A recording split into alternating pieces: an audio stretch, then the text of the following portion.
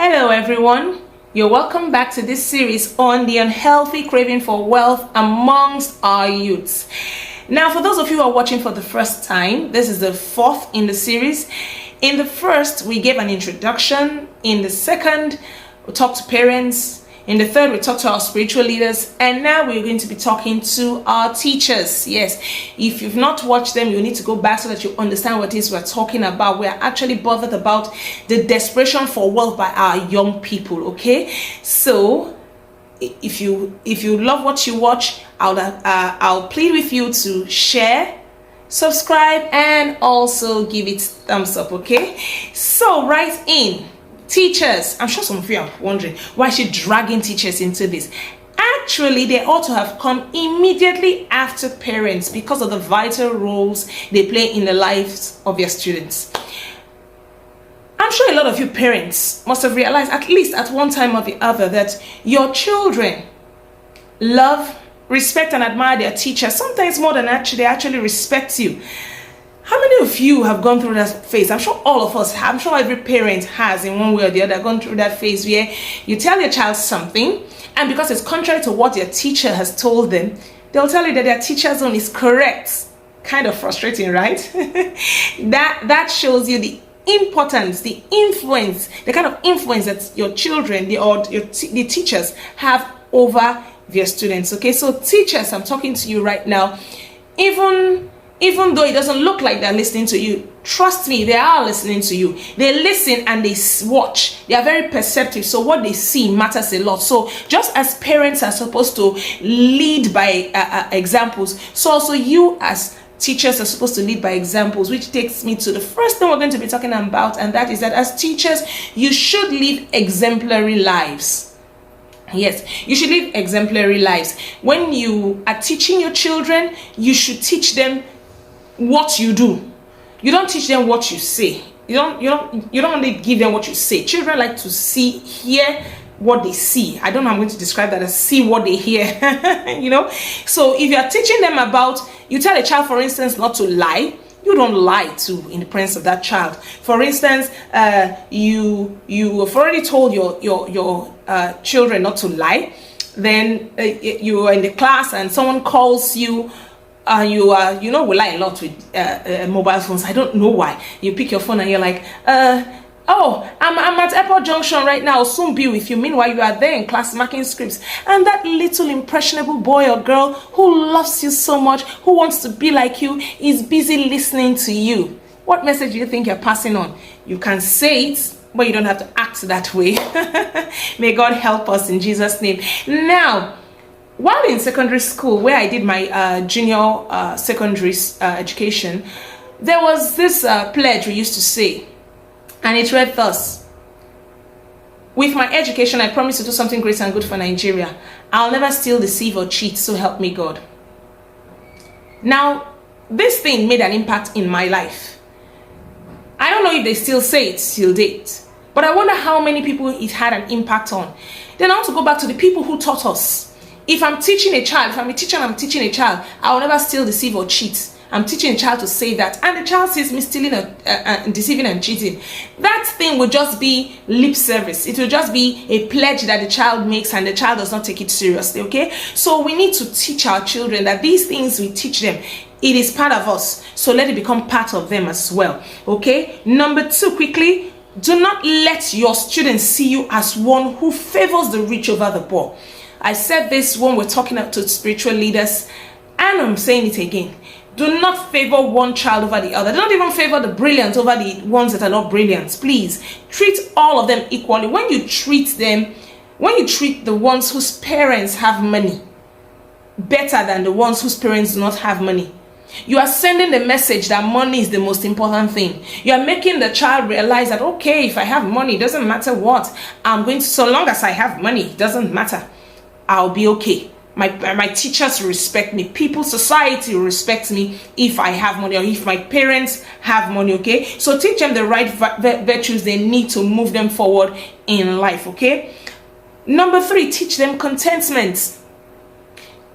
This cannot be overemphasized. When a child understands contentment, they will not go on to do things to swindle people. Yes, that's the truth. Okay, in a class, things happen. There are children, they are growing up, especially from primary. They are growing up. They do so many things. Okay, that you need to watch out for. For instance, you caught a child who stole something that belongs to another child, maybe a pen or something. You don't just flog the child. You don't just discipline and shout at the child. That's not all. Explain to the child the value of contentment. Explain to the child why what he or she has, what his or her parents gave to her, is important, why he should have it with him or her rather than taking someone else's own. That is you teaching your children contentment. Okay, and I know I've seen some strange things where some teachers take things that belong to students.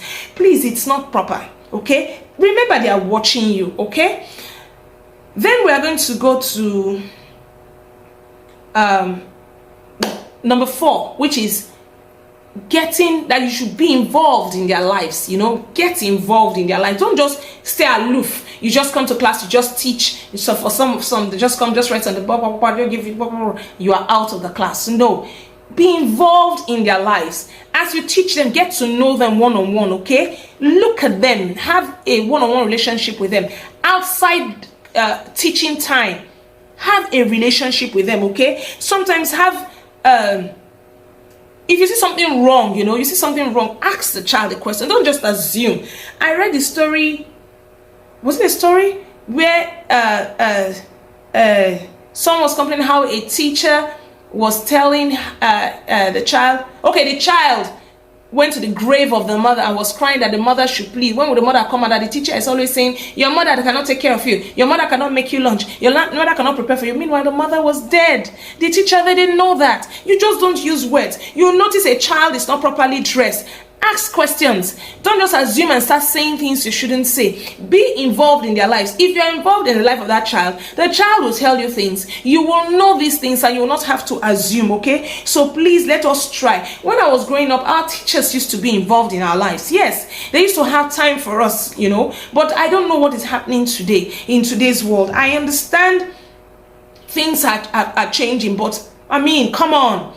Imagine a child, a secondary school child, driving a car, not just any car, a big car, that his own car, to school, and no teacher can scold him. In a faith-based school, for that matter, I don't understand. It's so strange. A child driving to school in Nigeria, secondary school, and it's not his parents' car. It's not her parents' car. It is his own, and the teachers are aware. In a faith-based school. And what are you doing about it? Nothing? May God help us. May God help us in all that we do. Okay? Now, I want to give a story to tell you about the importance of being involved in the lives of the children that you're taking care of. I heard this many years ago, and it had to do with my second alma mater, Federal Government College, Warri, where there was this young student who was in the school, and he was very good in all his courses. He was actually very good, but he was very good in administration. He was a science student. There's this thing, I don't know why everybody feels science is the best. I mean, I think it's still on till dates. There's just this thing about it. It is as we grow and I realize that, or unless you have parents who are not in the science field, they are able to, to guide you. So he was in the sciences, but it was good. He actually became the head boy, okay?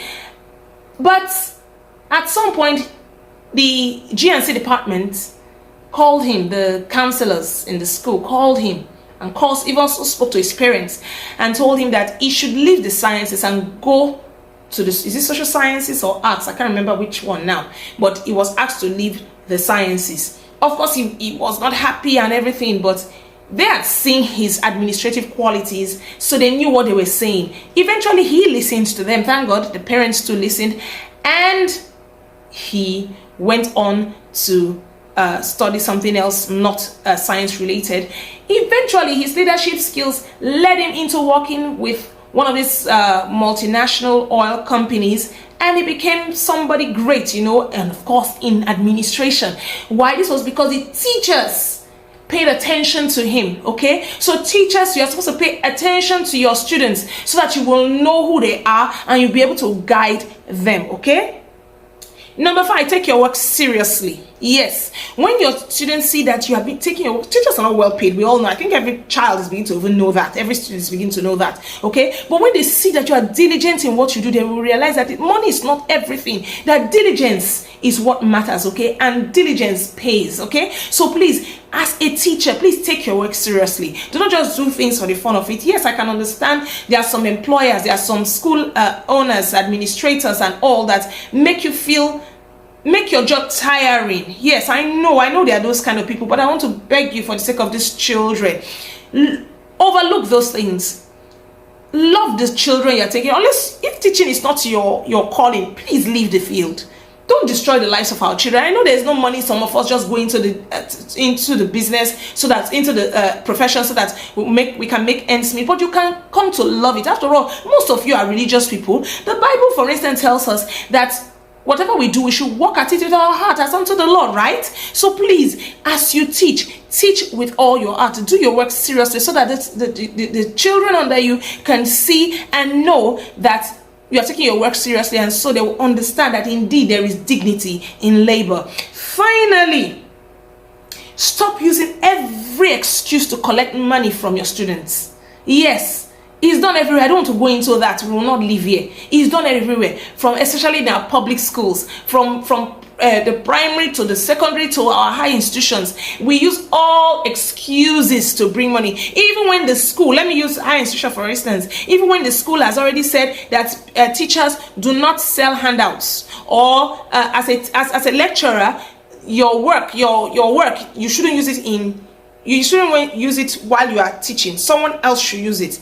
I will look for ways to turn around it, okay? Even up to making sure that course is taught by 2 people. So you say it is the other person that recommended the work and not you. Please, let's be very careful. When the bottom line is, when you use every opportunity to collect money from people, you are teaching these young ones that money is everything, and really money isn't everything. Okay, so let us try as much as possible to help our students that are under us, the young people that are under us. Let us live right. Let us teach them right. Okay, so that they will see the importance of hard work. When they know that hard work pays, they will not live their lives thinking of how to make wealth through ill-gotten means, or through fraud and all that. Okay, so please, teachers, I am pleading with us, let us adhere to these and many more. I'm sure there are very many more. I'm sure some of you put it in the comment section so that we can see them, okay, and so that others can read them as well. Okay, so we are done for today. Thank you very much as usual for listening, and do have a lovely day.